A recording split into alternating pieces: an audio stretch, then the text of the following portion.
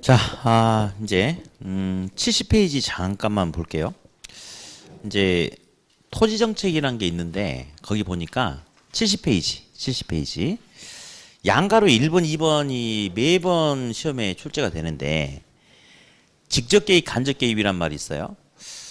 시장에는 이제 수요 공급이 있는데 정부가 직접 나서 가지고 수요자 또는 공급자 역할을 하는 것을 직접 개입이라고 하고, 네. 또는 정부가 수요 공급자 역할을 직접 하지 않는데 수요 공급에 영향을 끼칠 의도로 뭐 세금이라든지 금리라든지 금융 규제 뭐 이런 식의 방법으로 접근하는 게 간접 개입이에요. 가장 시험에 잘 나오는 질문이 뭐냐면 공공임대주택 공급이라는 정책이 있어요. 얘는 직접 개입이겠어요? 간접 개입이겠어요? 그렇죠. 그게 제일 시험에 잘 나오고 있어요. 정부가 직접 임대주택을 공급하겠다. 이게 공공임대주택 공급이죠. 그러니까 공급자 역할을 하는 거니까 무슨 개입? 직접 개입. 어디? 부산 지역에 주택 가격이 너무 급등한 거예요. 예, 주택 가격이. 그래서 부산시에서 정책적으로 주택 공급을 하면 직접 개입이죠. 그죠? 근데 주택 공급을 하기에는 시간이 너무 많이 소요되기 때문에 일단은 부산시에서 어떤 결정을 했냐면 주택 투기 수요를 걸러내자 해서 일가구 다주택 보유자들 있죠. 그 사람들 양도세를 중과세를 해서 일단 투기 수요를 끄집어내면 주택 가격이 좀 일단 하락할 수도 있겠죠. 그런 것은 무슨 개입일까요? 정부가 그렇죠. 보조적인 수단을 통해서 어떻게 했으니 간접 개입이죠. 일단 그런 거 잡아내는 게 이제 중요하고요. 그다음에 이제 71페이지 보니까 뭐 지역 지구대도 있고 여러 가지가 있는데 양가로 5번에 보니까 혹시 토지 비축 제도가 있습니까? 요게 이제 시험에 이제 대단히 이제 잘 출제가 되는 건데 제가 몇 가지 좀 쓰면서 좀 같이 좀 볼게요. 자, 칠판을 좀 볼까요? 공공이 개발하기 위해서 이제 토지를 확보를 해야 돼요. 확보. 그래서 여러 가지 중에 우리 시험에서 두 가지가 집중적으로 세 가지가 집중적으로 나오는데 첫 번째는 그러면 개발 사업 초기 사업비 부담이 크게 나타나는 게 뭐냐? 두 번째, 강제성을 더 많이 떼가지고 토지 소유자의 권리 침해 정도가 큰 게 뭐냐? 이제 이거 가지고 잠깐 한번 볼 겁니다. 먼저 매수 방식이라는 게 있어요. 매수 방식 들어봤나요? 수용을 매수라고 그래. 그러니까 수용은 공공의 이익을 위해서 이 토지를 정부가 강압적으로 사는 거죠. 그렇죠? 그래서 수용을 무슨 방식이라고 한다? 매수 방식. 환지 방식이라는 게 있어. 환지는 있잖아요. 토지를 바꿔준대요. 유용성이 낮은 논 100평을 도시개발 사업한다고 그래가지고 택지로 조성해서 바꿔주겠다는 거야. 근데 이제 논 100평을 가져다가 택지 100평으로 주진 않겠죠. 그래서 공법 시간에 감보율이라는 용어가 나올 거예요. 까고 준다 이거예요. 감보율이 50%다 그러면 가격이 낮은 유용성이 낮은 논 100평을 갖다가 택지로 바꿔서 절반으로 주겠다 이거죠. 어쨌든 바꿔주는 게 환지죠. 환지. 그러면 LH공사에서 이제 공영 개발할 때 매수 방식, 즉 수용 방식하고 환지 방식 중에 어떤 게 개발 사업 초기 사업비 부담이 더 크겠어요? 당연히 이거죠. 전면 토지 보상을 싹 해주고 해야 되는 거니까 매수 방식이 사업비 부담이 더 크겠죠? 네. 두 번째, 매수 수용 방식이 있다. 수용 방식이 있고 토지 비축 제도란 게 있습니다. 또는 토지 은행 제도라고 하는데 이제 나중에 기본서에다가는 제가 지금은 입문서에다가 정석을 안 드립니다. 이 책은 이번 달 쓰고 버릴 거니까. 근데 1월 달에 기본서가 나오거든요. 거기다 다 쓰라고 하는데 가끔 이런 문제가 나와요. 현재 우리나라에서 시행하고 있는 정책이나 제도가 아닌 것은 이런 게 나와. 이 제도 우리나라에 있는 겁니다. 예. LH공사에 정말 이게 있거든요. 그러면 이제 한번 생각을 해보는데 토지 수용 방식 같은 경우는 수용하고자 하는 현재 시점에 어떤 용도로 이용될지 그 용도가 확정되어 있습니다. 예를 들어서 어떤 토지를 보니까 수용 공고가 나와 있거든요. 근데 읽어보면요. 이 토지는 어떤 용도로 쓰기 위해서 수용을 하겠다라고 반드시 그 용도가 나와 있는 거야. 그거 없이 그냥 정부가 수용하겠대. 무엇이려고 했더니 내가 알아서 쓸 테니까 내놔. 이런 건 있을 수가 없는 일이에요. 그러니까 토지 수용 방식은 토지를 수용하고자 하는 현재 시점에 이미 토지 이용의 용도가 확정이 돼 있는 상태입니다. 근데 용어를 읽어봅시다. 은행이란 용어가 나왔어요. 돈을 주머니에 넣지 않고 은행에 집어넣겠다는 것은 지금 쓰겠다, 미래에 쓰겠다. 미래에 쓰겠다 이 말이죠. 다시 물자를 풀어헤쳐가지고 쓰는 게 아니고 물자를 포장해서 비축하겠다는 거야. 지금 쓸 걸 비축하나요? 아니죠. 그러니까 일단은 용어를 보니까 현재 쓰겠다, 미래 쓰겠다. 미래 쓰겠다. 예, 토지 비축 제도가 뭐냐면 공공은 앞으로도 계속해서 토지가 필요합니다. 학교도 만들고 공원도 만들고 체육관도 만들어야 되니까. 선생님, 우리 동네는 학교 있는데요. 예, 지금은 이 동네 초등학교 여기 있는데 10년, 15년, 20년 후에는 어떻게 도시 이용 계획이 바뀔지 모르잖아요. 그러면 예를 들어서 지금은 있는데 이쪽이 너무 안 좋은 거야. 그러면 도시 외곽 어딘가에 또 집단적인 택지 개발을 또 할 수 있겠죠. 그 자리에 또 학교가 필요하잖아. 그래서 공공이 지금 쓰려고 하는 거, 미래에 쓰려고 하는 거. 미래에 필요한 토지를 저렴한 값에 미리미리 확보하는 게 바로 토지은행 토지 비축이야. 자, 그러면 둘 중에 어떤 방식이 강제성을 더 많이 띠겠어요? 매수예요, 토지 비축이에요? 이건 지금 당장 급한 건 아니거든요. 나중에 쓰려고 미리 확보하는 거죠. 이건 협의 매수가 이게 이제 일반적이고 이거는 강제성을 띠고 매수해 버리겠죠. 그러면 둘 중에 어디에서 토지 소유자의 권리 침해 정도가 더 크겠습니까?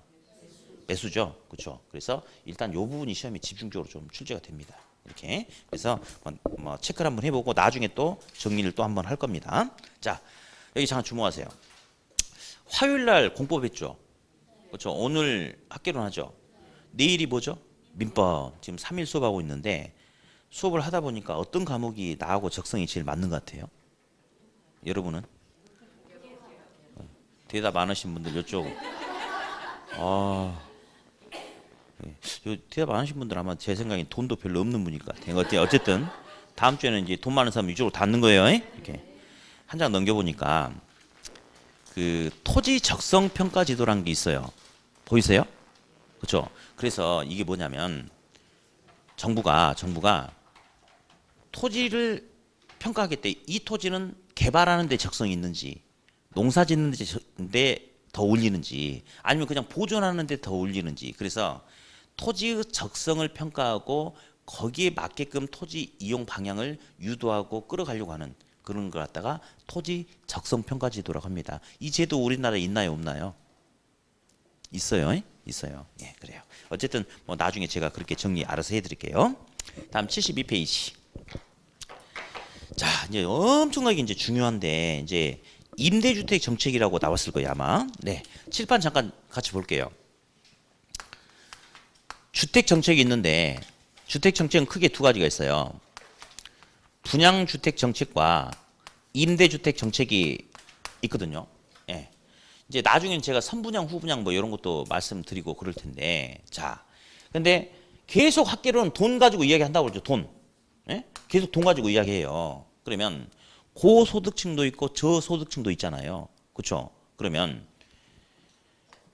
고소득층도 있고 저소득층도 있는데 누가 강자예요?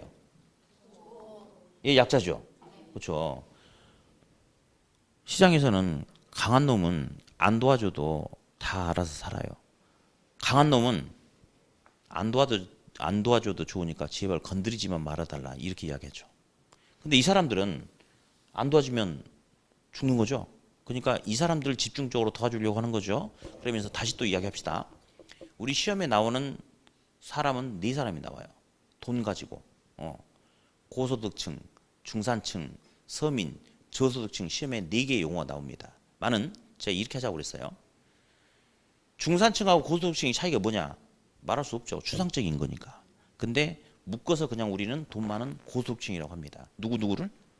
중산층하고 고소득층을 뭐라 한다? 그냥 고소득층입니다. 야, 서민하고 저소득층 구분해봐. 구분할 수 없죠, 사실은.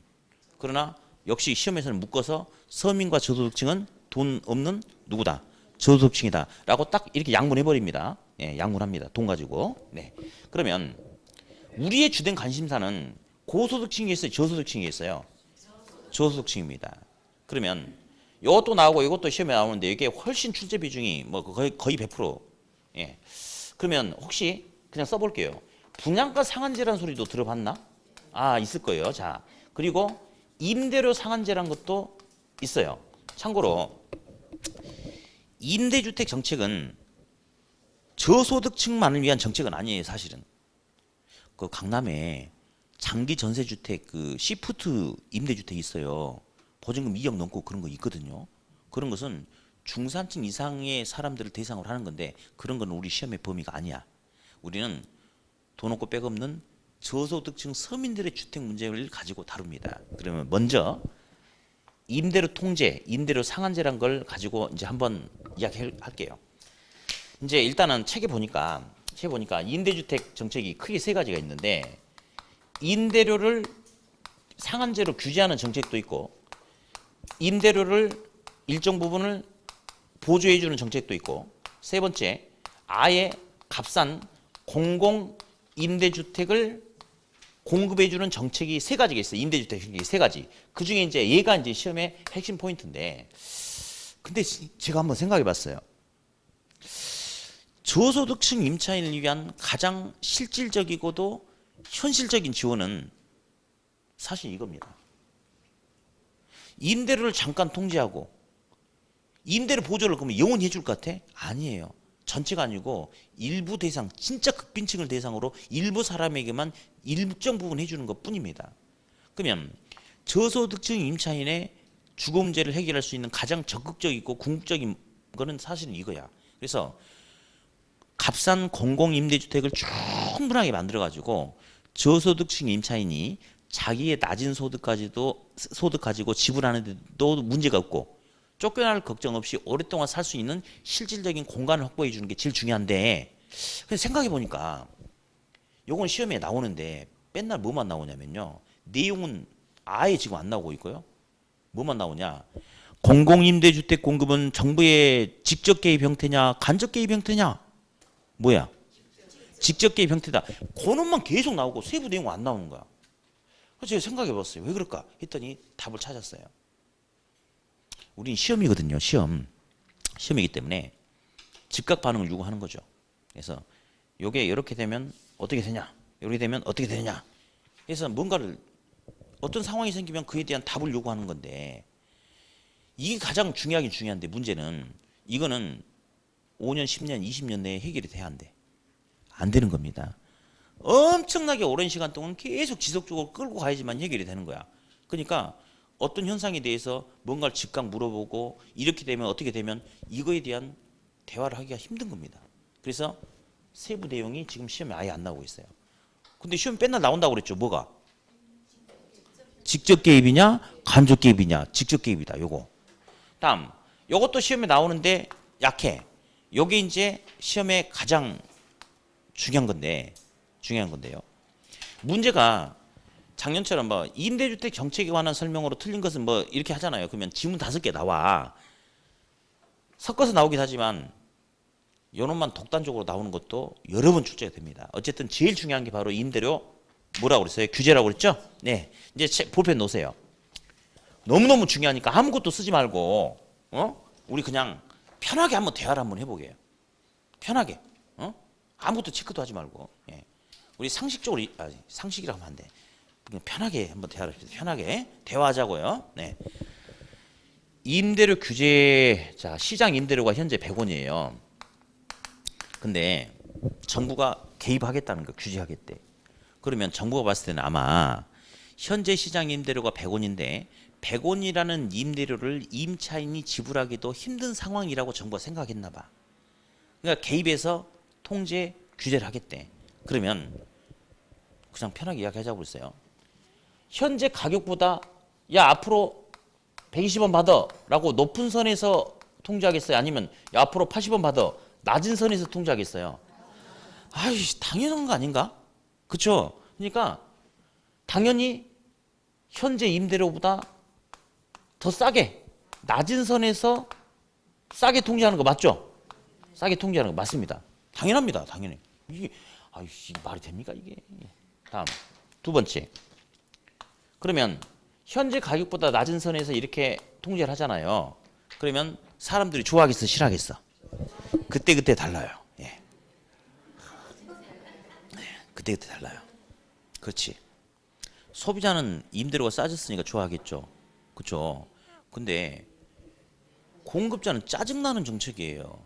왜냐하면 공급자는 이만큼 받아야 되는데 그래야지 뭔가 좀 남는 게 있는데 이런 정책이 뭐냐면 낮은 선에서 싸게 통제하는 게 야 공급자야 소비자들이 요즘 힘들잖아. 그러니까 너는 그냥 손해만 안 보는 적정 이윤선에서 끝내고 소비자를 위해서 네가 좀 희생 좀 해라 라고 공급자한테 희생을 요구하는 정책이에요.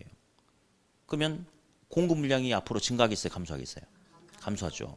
그러면 수요량은 좀 늘어날 텐데 공급 물량 부족해. 수요는 100명인데 공급은 50개밖에 안 돼.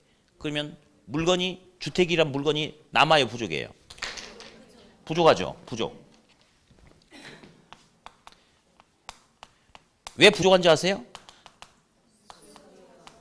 공급보다 수요가 많기 때문에, 수요보다 공급이 적기 때문에. 그러면 누가 더 초과돼 있어? 예, 그래서 초과 수요 공급이 부족하다 해서 초과 수요가 나타난다. 당연합니까? 예. 가끔 시험에 말이죠. 초과 공급이라는 용어가 나오는데요. 보자마자 무조건 틀리는 겁니다.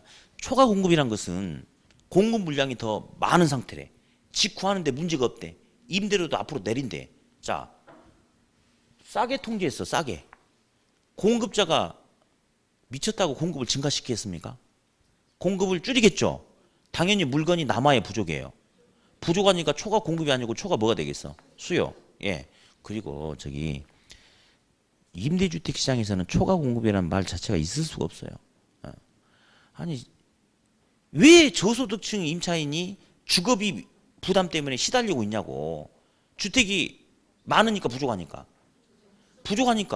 근데 초과 공급은 주택이 많이 넘친다 이 말이거든요. 그래서 이쪽 파트는 생각할 것도 없고 초과 공급 나오면 무조건 틀리는 겁니다. 시험에 나옵니다. 오답으로만. 어떻게 나오느냐. 균형 가격보다 낮은 선에서 임대료를 통제하게 된다면 임대주택 시장에서는 초과 공급이 나타난다. 맞아 틀려? 그렇게 오답 나올 때만 초과 공급이라는 용어가 나오고 존재할 수 없는 소리예요. 부족하니까 초과 뭐가 되겠어요?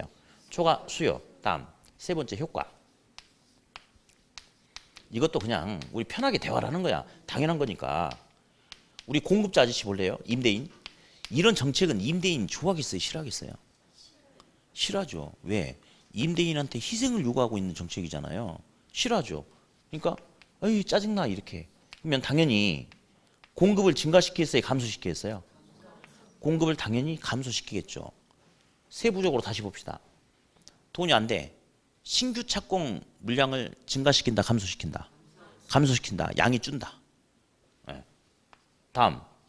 지금 열받아 죽겠는데 임차인이 아저씨 어제 TV 보니까 그 귀뚜라미 보일러가 새로 나와서 뭐 위아래 두 번 타가지고 되게 좋다는데 보일러 좀 교체해 주세요.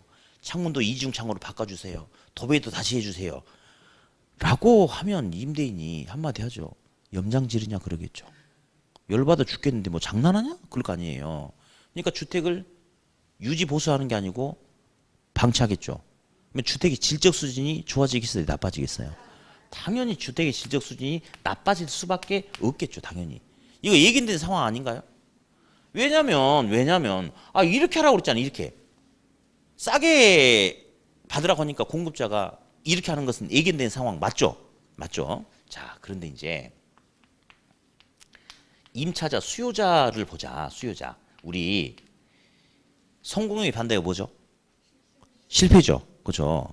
그러면 이 정책의 의도 목적은 뭐냐면 임대료를 싸게 통제해서 수요자의 부담이 줄어가지고 수요자가 환하게 웃게끔 하려는 의도 목적을 가지고 한 거 맞죠? 그죠? 근데 과연 그렇게 될 수 있는지 보자. 자, 싸게 통제하니까 주택이 남아야 부족해요. 부족하죠. 주택이 부족하죠. 그러다 보니까 이제 어떤 문제가 이제 생겨버리냐면 우리 지금 살고 있는 집에서 영원히 살 수는 없어요. 교육이라든지 직장이라든지 여러 가지 이유 때문에 이사를 다녀야 되지 않겠습니까? 근데 빈집이 있어야지 이사 날짜도 맞추고 원활하게 뭔가 회전이 될 텐데 주택이 부족하죠. 그러면 임차인의 이동이 증가하겠어요, 감소하겠어요? 그렇죠. 임차인의 이동이 현저하게 감소할 수밖에 없겠죠. 네, 또 하나. 자, 우리 이제 부산 경기장이 이렇게 해서 경기장이 축구하는데 4만 명이 들어갈 수 있대요. 4만 명이. 근데 들어가려고 줄 쓴 사람은 3만 명이야. 이때 안표상이 등장해서 아저씨 표 줄게 따라오세요. 그러면 싸대기 얻어맞죠. 장난하냐 이 자식하고. 그죠? 이런 상황이 되면 안표란 게 존재하지 않아요. 그죠? 근데 4만 명 들어갈 수 있는데 줄 쓴 사람은 7만 명이야. 그러면 뒤에 있는 사람들은 불안하죠. 아이씨 4만 명까지만 들어가고 나는 잘리겠네. 그러면 이제 안표상이 등장하죠. 그렇죠? 원래 입장권 가격이 10,000원이거든요. 안표상이 따라오라고 그래가지고 7,000원에 줄까요? 아니죠. 10,000원 플러스 알파 아니겠습니까? 그런 경우를 우리가 암거래 시장이라고 이야기하죠. 그렇죠? 그러면 여기서도 암거래 시장이 나타날 수가 있어요. 제가 일단 이렇게 쓸게요. 시험에서는 암거래 시장을 음성적 거래라고 불러줍니다. 자, 이제 음성적 거래에 의한 이중 가격 지불 부담에 이중 가격 부담에 문제가 생긴다라고 하는데, 자 무슨 말이냐면 정부가 지금 공식적으로 통제한 임대료가 80원까지야. 80원까지. 근데 문제는 주택이 남아 부족해요. 그러니까 정부가 공식적으로 허용하는 임대료만 가지고는 집을 못 구하는 거예요. 그러니까 집주인 또는 관리인한테 웃돈을 뭔가 얹어줘야 돼. 그래야지 집을 구할 수 있어. 그러면 정부는 분명히 80원까지만 거래하라고 묶어놨죠. 근데 플러스 알파가 이루어지는 것은 합법이에요, 불법이에요? 불법이죠. 음성적 거래라고 해요. 그러니까 이중 가격이 대충 뭔지 감 오셨나요? 합법적으로 통제된 가격 지불하고 플러스 알파를 하나 더 줘야 되니까 집을 구할 수 있다 이거죠. 그래서 주택이 부족하다 보니까 임차인은 음성적 거래에 의한 이중 가격 부담의 문제가 발생할 수 있다라고 그렇게 이야기를 합니다. 그러면 잠깐 이제 우리가 체크해 봐야 될 게 또 있어요. 사실 이 정책의 목적은 임대료를 싸게 통제해 가지고 임차인의 주거비 부담을 완화시켜 주고자 하는 목적이었는데 아무런 추가 대책 없이 그냥 하다 보면 이렇게 되는 게 아니고 임차인은 근심 걱정 주름살 콤보 주름살이 생겨 가지고 이런 효과가 나타나 버릴 수 있겠죠. 오히려 임차인의 부담이 더 커져 버릴 수 있겠죠. 이거 성공했어요, 실패했어요? 무슨 실패일까요? 아까 우리 이런 말 배워봤어. 공부 열심히 안 해가지고 못 해가지고 시험 떨어지면 가슴 아픈 시험 실패. 시장이 지기능 제대로 못하면 시장 실패. 정부가 개입했는데 문제가 더 커지면 정부 실패. 무슨 실패예요? 정부 실패가 나타났죠. 왜냐하면 시장한테 가만 놔두고 놨더니 이런 게 아니고 정부가 어떤 의도를 가지고 개입했는데 오히려 부작용이 나타났잖아요. 그러니까 정부의 정책이 성공하지 못한 거잖아요. 정책 실패가 나타났죠. 정책 실패를 정부 실패라고 합니다. 무슨 실패? 정부 실패가 나타난다라고 이렇게 이야기하고 여기다가 용어 정리 좀 잠깐 좀 할게요. 그냥 들으세요. 최고 가격제라는 용어가 있어요. 상한제라고 그래요. 그냥 쓸 필요 없어요. 이거 시험에 용어가 나오는데 야 최고 가격제 설명해봐 이렇게 안 나오고 용어만 나오니까 그 용어가 뭔지 흘려만 들어주면 돼. 최고 가격제가 있고 최저 가격제, 하한제가 있습니다. 시장에는 강한 놈과 약한 놈이 있어요. 정부는 누구를 보호해줘야 합니까? 약한 놈이죠. 그렇죠? 이거 먼저 이야기해 볼까요? 100원인데 최저 가격제 하한제가 100원이래. 이 말은 아무리 가격이 떨어져도 100원 밑으로 떨어지면 안 된다. 더 이상 가격이 하락해서는 안 된다라고 묶어놓는 겁니다. 이런 정책은 소비자 공급자 중에 누구를 보호해주기 위한 걸까요? 네, 공급자 보호해주기 위한 거예요. 농산물 시장에서 이런 게 있습니다. 이번 가을에 저기 김해 쪽에서 쌀을 이제 생산했어요. 정부가 쌀 수매해 주죠. 농민들이 그렇죠. 들어간 인건비도 있고 농약값도 있고 그러니까 쌀 수매가 최저 얼마 보상이라 이런 거 있죠. 그렇죠? 더 이상 떨어지면 안 됩니다. 예. 그런 경우에는 최저 가격 하한제라고 이야기해요. 근데 우리는 절대 이거에 대한 설명이 시험에 안 나오죠. 왜냐하면 우리 농사학개론이 아니잖아. 부동산 학개론이잖아. 그중에 우리는 서민들을 위한 임대주택 문제를 다루고 있잖아요. 그래서 이거 절대 안 나오죠. 자, 상한제는 뭐냐면 100원이래요. 상한제는 야 아무리 많이 받아도 가격을 100원까지만 받아. 더 이상 높이면 안 돼. 라고 하는 게 상한제입니다. 상한제는 소비자 공급자 누구 보호해 주는 거예요? 소비자 보호해 주는 거죠. 임대차 시장에서는 소비자인 임차인과 공급자인 임대인 중에 누가 약자입니까? 소비자인 임차인 약자죠. 그래서 상한제가 적용되는 거예요. 그래서 임대료 규제 또는 임대료 상한제다라고 그렇게 이야기를 합니다. 자, 어쨌든 이제 이야기를 했는데 제가 아무것도 체크하지 말라고 그랬어요. 자, 볼래요? 이거 제가 뭐 상식이라는 소리인데 앞으로 좀 안 할게요. 이거 그냥 우리 자연스러운 생각 아닌가요? 이거는 저한테 배운 게 아니고 정말 그런 것 같아요. 제가 봤을 때는. 아니 정부가 나서가지고 임차인 보호한다고 임대를 통제하겠다는 거예요. 상한제로. 당연히 현재 시장 가격보다 싸게 비싸게. 당연히 낮은 선에서 싸게 통제하는 건 당연하단 말이에요.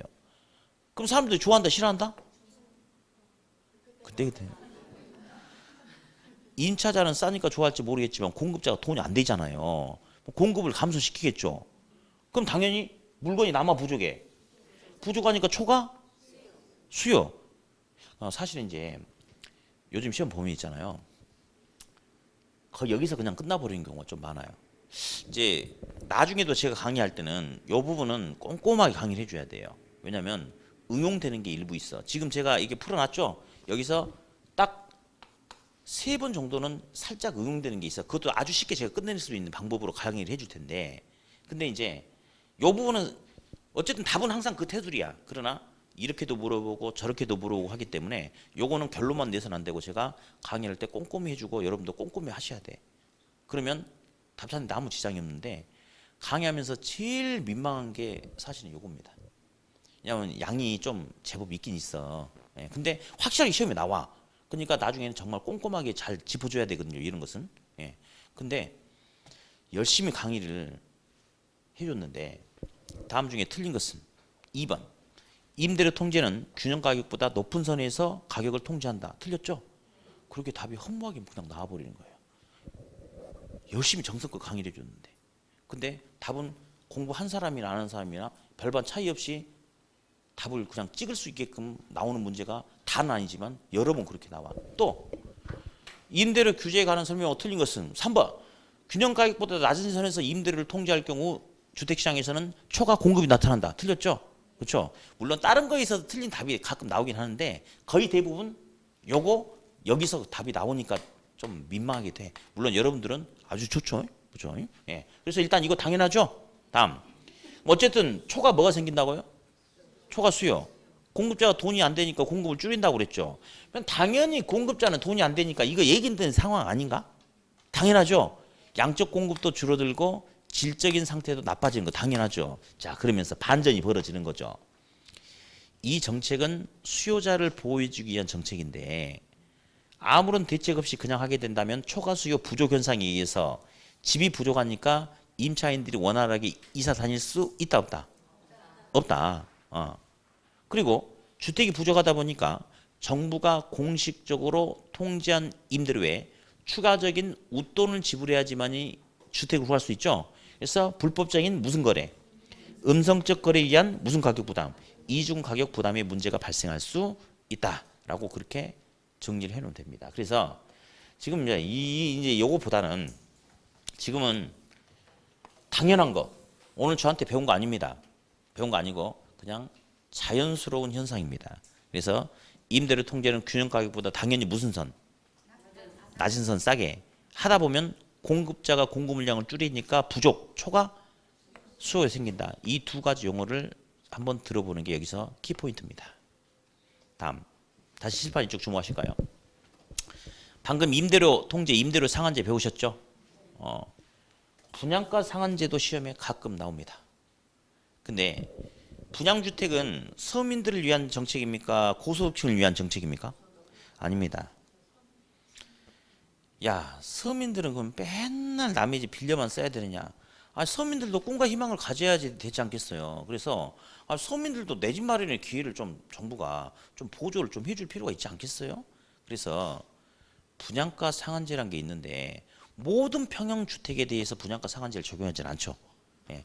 우리가 흔히 이제 섬유형 주택 하면 이제 공포 시간에 뭐 국민주택 규모에서 우리가 흔히 말하는 몇 평?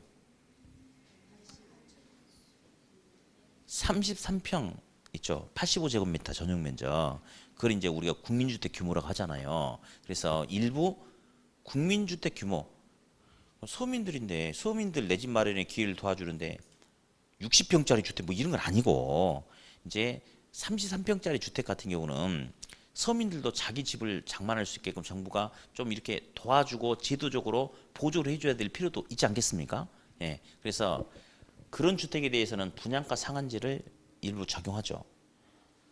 시험에 나온 기출문제 지문 2개 던져볼 테니까 찍으세요. 분양가 상한제는 현재 시장의 주택 시세보다 높은 선에서 가격을 결정해야 된다. OX. 아니죠. 말도 안 되는 소리 아닙니까? 서민도 내 집 마련의 기회를 좀 도와주기 때문에 현재 시장에서 아파트 시세가 1,000만 원이라면 이 서민은 1,000만 원 지불하고 살 능력이 안 되니까 799만 원을 해줘야 될 거 아니겠습니까? 당연히 높은 선, 낮은 선, 낮은 선. 또 시험 문제 이 문제가 나왔어요. 부산 지역의 소형 아파트에만 분양가 상한제를 적용할 경우 부산 지역에서 소형 아파트에 대한 신규 공급은 증가한다. OX. 어? 공급자가 들으면 환장할 소리 아닙니까? 아니 지금 싸게 받으라고 통지했잖아. 그렇지 않습니까? 그러면 공급자는 결국은 손해는 안 보지만 정상 이윤밖에 못 가져가. 짭짤한 초과임이 없어. 그러면 소형주택에 대한 공급을 해봐야 남는 게 별로 없지 않습니까? 공급을 하고 싶겠어 안 하고 싶겠어? 안 하고 싶죠. 그러니까 소형주택에 대한 신규 공급은 감소하겠죠. 대신에 분양가 상한제를 적용받지 않는 중대형 주택에 대한 공급이 오히려 증가할 수 있겠죠. 그렇죠. 그래서 방금 여기서 시험에 나오는 수준이 그 수준입니다. 전혀 공부하지 않아도 답 찍을 수 있어요. 둘이 똑같은 거예요. 대신에 분양시장에 적용하는 거냐 임대차 시장에 적용하는 거냐 그 대상만 다르지 틀은 둘이 똑같아. 둘 다 무슨 선? 낮은 선. 낮은 선. 둘 다 싸게 공급하라고 그랬죠? 둘 다 공급자가 좋아해 싫어해? 싫어하죠? 그렇죠. 이제 그렇게 나오는 거니까 예, 임대료 상한제만 나중에 할 때 열심히 좀 해주시면 뭐 큰 문제는 없겠다라고 알아두시면 되겠고요. 네. 다음에 이제 74페이지 봅니다. 부동산 조세. 74페이지 이제 부동산 조세.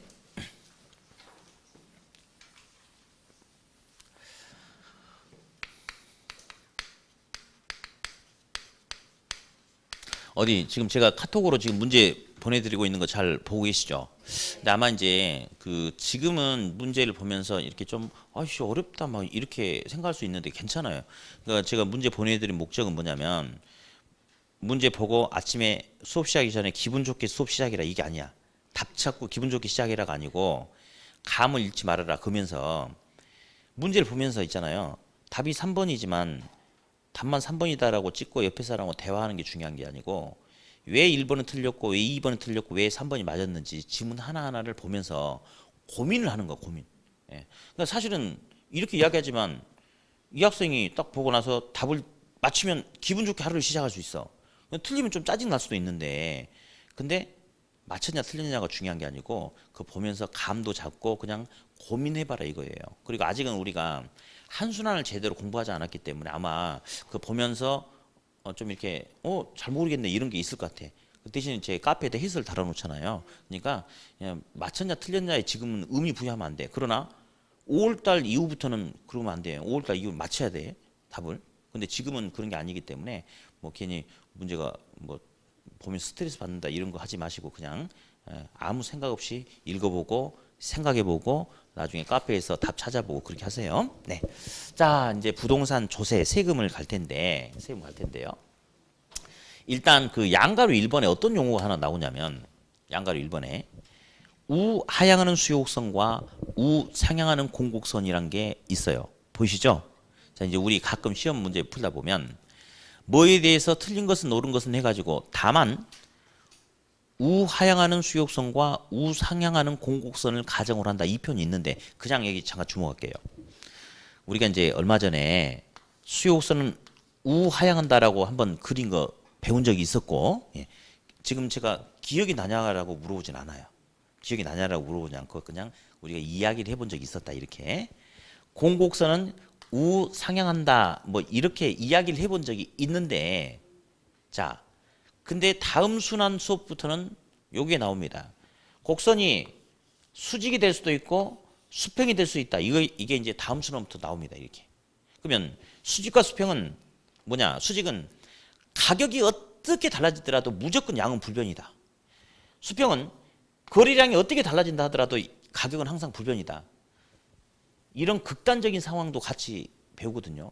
근데 지금 여기서 우하향하는 수요곡선, 우상향하는 공곡선을 전제로 했죠. 이 말은 다른 게 아니고 수요나 공급이 시장에서 극단적인 상황이 아니고 일반적인 상황이라면이라는 전제 조건을 갖다가 우하향하는 수요곡선과 우상향하는 공곡선이다 이렇게 표현해 주는 게 있습니다. 그래서 나중에 문제풀이 하다가 이게 나오잖아요. 의미 부여하지 말고 그냥 보통의 일반적인 시장 상황에서를 갖다가 어떻게 표현해 준다고 읽어보세요. 우하향하는 수요곡선과 우상향하는 공곡선이다 이렇게 이제 표현해 줍니다. 그래서 그렇게만 좀 알아두시고 자 이제 부동산 조세 이제 가는데 일단 오른쪽 페이지에서 하나 좀 봐야 될 게 있어요. 오른쪽 페이지 양가로 3번 재산세 제도라고 혹시 보이십니까? 중간에 예, 그 옆에다가 이렇게 직접 써보세요. 소득 재분배라고 일단 한번 써보세요. 소득 재분배라고 한번 써보세요. 직접 한번 써보세요. 일단 소득 재분배 써보셨죠? 이제 여기서 어쩌다 한 번씩 나오니까 하나 듣고 넘어가야 될 게 있어요.